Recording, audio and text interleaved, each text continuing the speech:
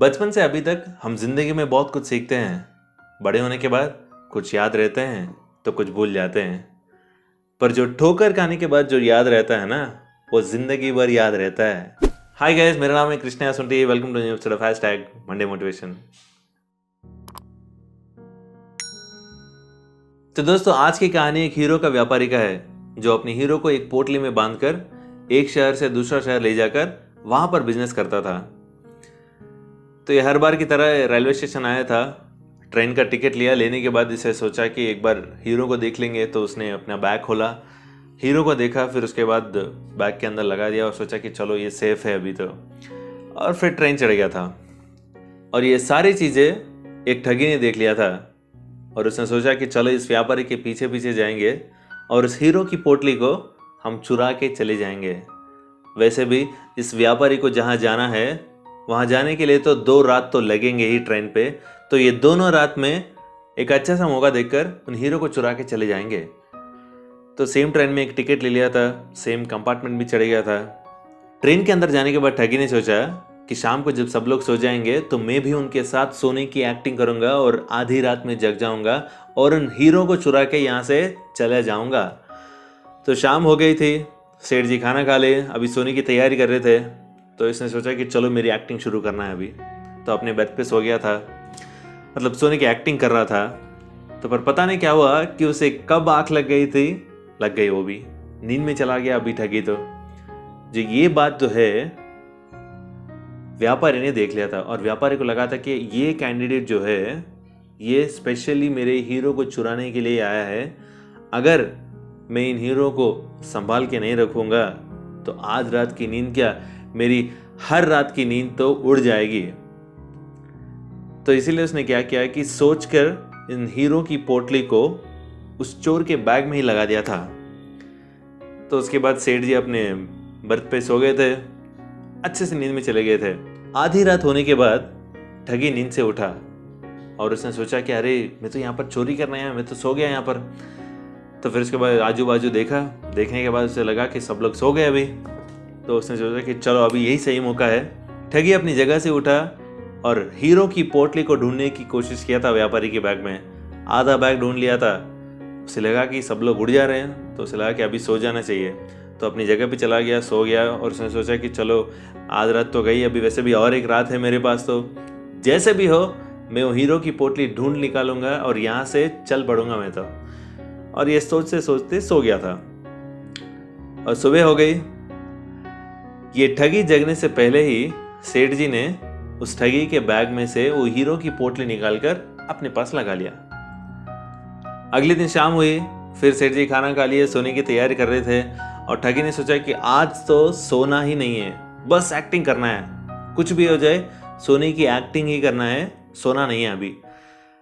और बिस्तर पर लेट गया था, बस सोने की एक्टिंग कर रहा था और इतने में ही फिर से उसे नींद लग गई थी। पता नहीं कब लग गया, आंख लग गई उसकी। और ये बात जो है सेठ जी ने देख लिया था और उसने सोचा कि ये हीरो की पोटली उसके बैग में ही सेफ रहेगा, तो आज रात भी उसके बैग के अंदर ही लगाएंगे। तो ये पोटली निकालकर फिर से उसने ठगी के बैग के अंदर ही लगा लिया था। फिर आकर अपनी जगह पे सो गया। जैसे पहले दिन हुआ था ठीक उसी तरह आधी रात होने के बाद ठगी की आंखें खुल गई थी और अपने आप को कोसने लगा, क्या यार मैं यहाँ पर क्यों आया हूँ, मैं तो चोरी करने आया हूँ, मैं तो यहाँ पर सो गया, ये वो अपने आप को कोसने लगा था। फिर सोचा कि चलो जो हो गया सो हो गया, जो टाइम है उसी को हम यूटिलाइज करेंगे। इधर उधर देखा तो सब लोग सो रहे हैं। फिर व्यापारी के बैग के अंदर वो सोने की पोटली को ढूंढने की कोशिश किया था, पूरी बैग छान मार ली थी। व्यापारी का कोट भी चेक कर लिया था पर कहीं भी नहीं मिला था हीरो की पोटली। व्यापारी के सारे सामान चेक करने के बावजूद भी ठगी को सोने की पोटली नहीं मिली थी।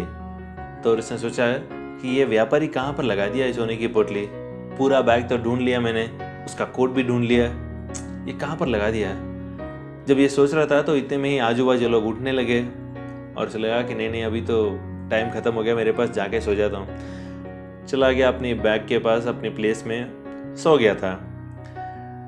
ठगी जगने से पहले दिन की तरह सोने की पोटली को ठगी के बैग से उठाकर अपने पास लगा लिया था सेठ जी ने।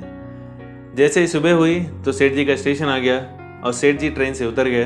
जब जा रहे थे तो ये ठगी भी ट्रेन से उतरकर भागते हुए दौड़ते हुए सेठ जी के पास गया था और कहने लगा कि सेठ जी, मैं ईमानदारी से कबूल करता हूँ आपके सामने, मैं ठगी करता हूँ और मैं इस ट्रेन में आपके हीरो की पोटली को ठगी करने के लिए ही इसके अंदर आया हूँ। पर इतनी कोशिश करने के बावजूद भी मुझे वो हीरो की पोटली नहीं मिली है। बस मुझे एक चीज़ बता दीजिए, वो हीरो की पोटली कहाँ पर है? क्योंकि मैंने कई सारे ऐसे ठगी कर चुका हूँ मैं, जिन्हें मैं बाएं हाथ से ऐसे में ठगी करके वहाँ से निकल जाता था। पर पता नहीं क्या हुआ कि इस बार मैं तो मुझे दिखा ही नहीं वो हीरो की पोटली कहाँ पर है। ये सब सुनने के बाद सेठ जी ने कहा कि मूर्ख इंसान, वो हीरो की पोटली मैंने तुम्हारे बैग के अंदर ही लगाया था। जब तूने मेरे बैग के अंदर पूरा देख लिया, मेरे कोट में भी देख लिया, नहीं मिला, तो एक बार तो तुम्हारे बैग के अंदर भी देख लेते, शायद मिल जाता। यह कहकर मुस्कुराते हुए सेठ जी वहां से निकल गए। तो दोस्तों, इस छोटी सी कहानी से बहुत बड़ी बात सीखने को मिलती है। इस दुनिया में हमें क्या चाहिए, हमारी खुशी कहाँ पर है, हमें सक्सेस कैसे मिलेगा, ये कोई भी नहीं बता सकता है। ये आपके अलावा कोई और नहीं जान सकता है, क्योंकि हमारे अंदर प्लस क्या है, हमारे अंदर माइनस क्या है, हमसे ज़्यादा कोई भी नहीं जानता है। हम कई बार ऐसे करते हैं ना, हमारे दोस्तों से पूछते हैं, हमारे भाई बहन से पूछते हैं कि हमें करना क्या चाहिए अभी। वो लोग कैसे बताएंगे, क्योंकि आपके प्लस और माइनस आपसे बढ़कर किसी को भी पता नहीं है। हम कई बार ऐसा सोचते हैं कि एडवाइस लेने के लिए दूसरे से पूछते रहते हैं। उन्हें क्या पता आप कितना छुपाते हैं आपके अंदर, क्योंकि ऐसे कई सारी चीज़ें रहते हैं जो आप किसी के साथ भी शेयर नहीं करते हैं, isn't it? तो दोस्तों, अगर आपको ज़िंदगी में सक्सेस नहीं मिल रहा है तो एक बार अपने अंदर झांक कर देखिए, आपके अंदर प्लस क्या है, आपके अंदर माइनस क्या है, आपको खुद पता चल जाता है। और उसके हिसाब से अगर आप काम करना शुरू करेंगे तो आपको सक्सेस मिल जाएगा। और हाँ, दूसरे के अंदर अपनी खुशी को ढूंढने की कोशिश मत कीजिए, अपनी खुशी का जिम्मेदार खुद बनिए। तो दोस्तों, आशा करता हूँ इस छोटी सी कहानी आपकी ज़िंदगी में थोड़ा सा बदलाव लाएगी।